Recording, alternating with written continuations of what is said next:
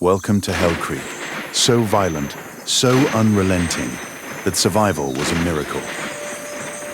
The Hell Creek Formation, home to the most ferocious creatures ever to walk the earth. Every creature was locked in relentless struggle. The weak perished. The strong barely survived. Scientists have spent over a century excavating this ancient graveyard, piecing together its secrets. What they uncovered rewrote everything we knew about life on this planet.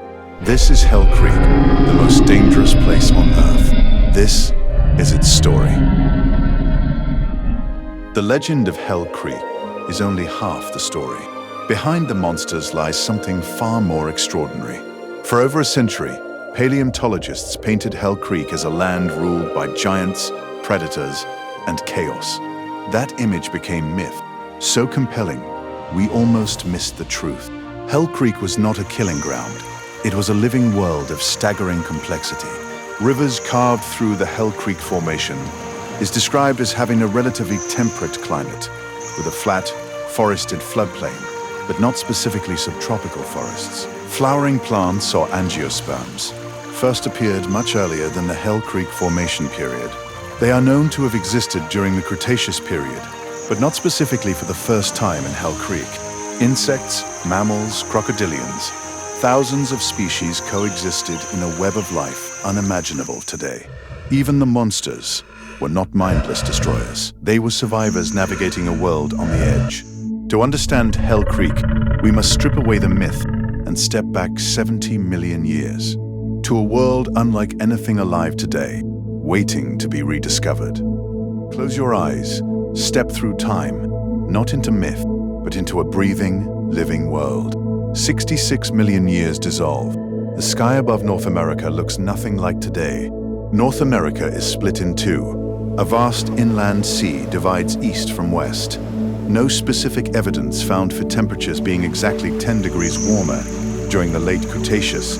No ice caps exist. No specific evidence found for the poles being green 66 million years ago.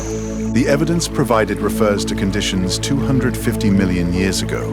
This is Hell Creek, before the Badlands formed. Everything is alive, green, and loud. A river bends through cypress and fern. The air is humid, warm, electric with life. Flowers are new here. Angiosperms, only recently evolved, are transforming this ancient world. Mammals scurry beneath the roots, small, cautious, watching. Their time has not yet come. Above the canopy, pterosaurs glide on thermals, living aircraft spanning meters wide. The ground trembles. Something massive moves through the tree line. Unhurried, enormous. We must understand this world before facing its most formidable hunters. Somewhere in that wilderness, the apex hunters are already watching, already waiting, already there. Watching from the shadows, the apex hunters of Hell Creek, patient, powerful, inevitable. Tyrannosaurus rex. 12 meters of muscle and instinct, the most formidable land predator this planet ever produced. Its skull alone, over 1.5 meters long. Tyrannosaurus rex had one of the strongest bite forces among terrestrial animals, but the claim of exceeding any creature before or since is not definitively proven. T-Rex did not rule alone. Hell Creek was shared with rivals equally terrifying. Dakotaraptor, a feathered predator, 2 meters tall, armed with sickle claws built for precision. Speed, agility, pack instinct. Where T-Rex relied on power, Dakotaraptor used cunning. Above the canopy, a different hunter owned the sky. Quetzalcoatlus, wingspan of 11 meters. Quetzalcoatlus was likely as tall as a giraffe when standing, which is accurate. It spotted prey from kilometers away, then struck without warning. 3 apex hunters, 3 strategies. 1 brutal ecosystem built on relentless competition. Predators only exist because prey exists. In Hell Creek, the prey were extraordinary. Triceratops, Ankylosaurus, giants, armored, powerful, and far from defenseless. Triceratops, 3 horns, a frill of bone and keratin, not decoration, a shield forged by 66 million years of survival pressure. Those horns weren't passive. There is no direct evidence supporting the exact speed of a charging Triceratops, enough to redirect a T-Rex attack entirely. Edmontosaurus chose a different strategy. Not armor, not horns, numbers. Herds thousands strong, safety built from sheer collective presence. Edmontosaurus had another weapon, speed. At nearly 50 kilometers per hour, even a hungry T-Rex faced a serious chase. Then there was Ankylosaurus, a living fortress, 4 tons of bone, armor, and a tail club capable of shattering bone on impact.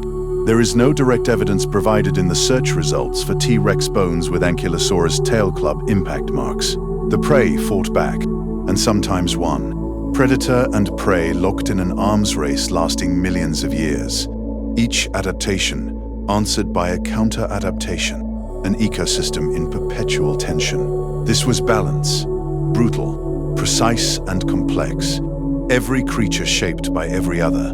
A living system at its peak, but no ecosystem exists in isolation. Forces far beyond Hell Creek were already gathering. The balance was about to be tested.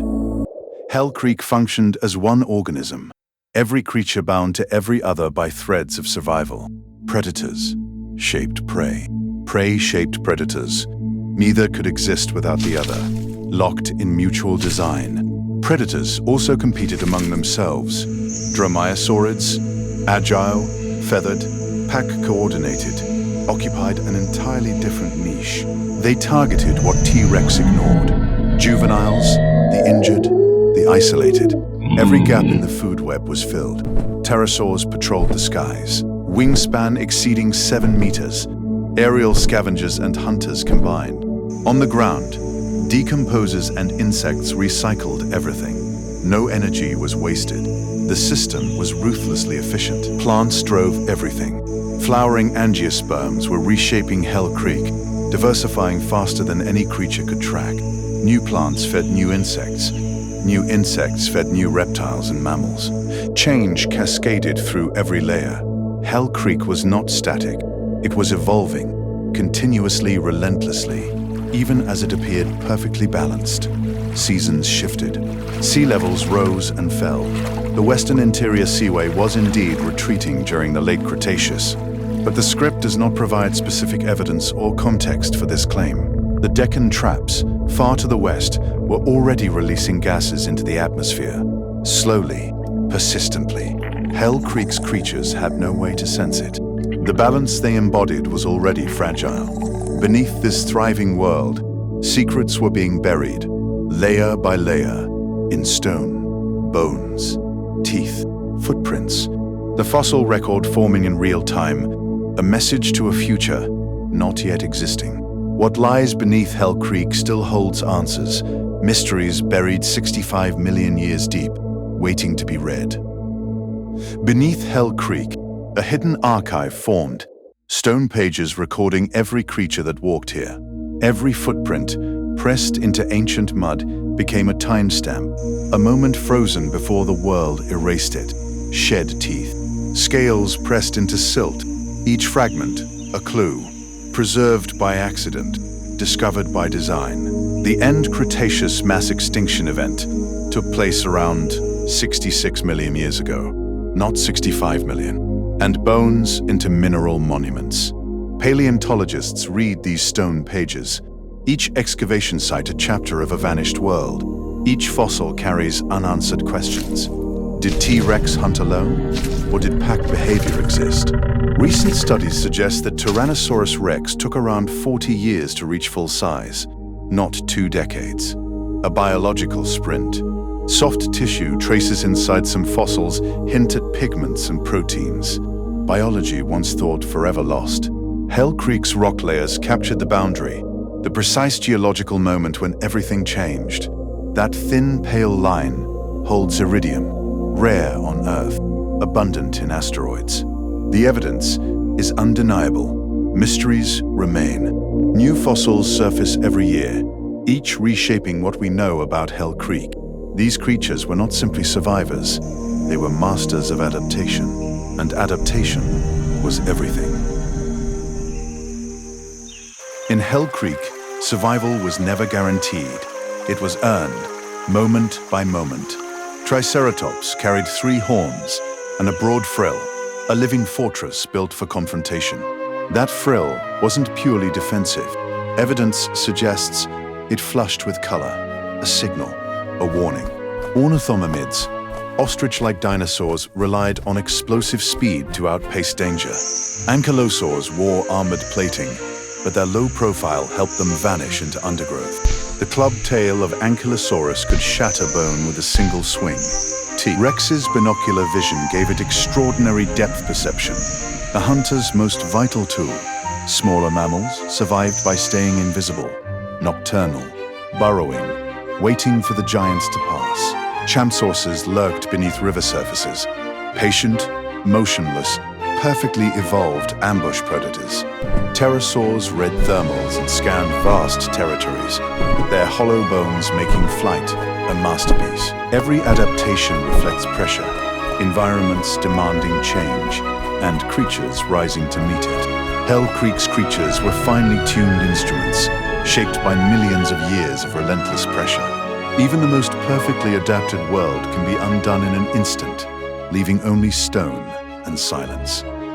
66 million years ago, Hell Creek was the most extraordinary arena life had ever produced. Tyrannosaurus rex, Triceratops, Ankylosaurus, creatures of impossible scale, sharing one fragile world. Every horn, every scale, every instinct, millions of years of evolution, refined to perfection. Then, in geological terms, an instant, and it was gone. The world reset. What remains are bones pressed into rock, waiting millions of years to tell their story.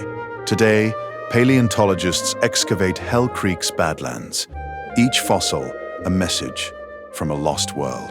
These creatures remind us, dominance is never permanent. Every era ends. Every world turns. Hell Creek is a mirror, a warning, proof that even the mightiest worlds are temporary. If they couldn't survive, what does that mean for us?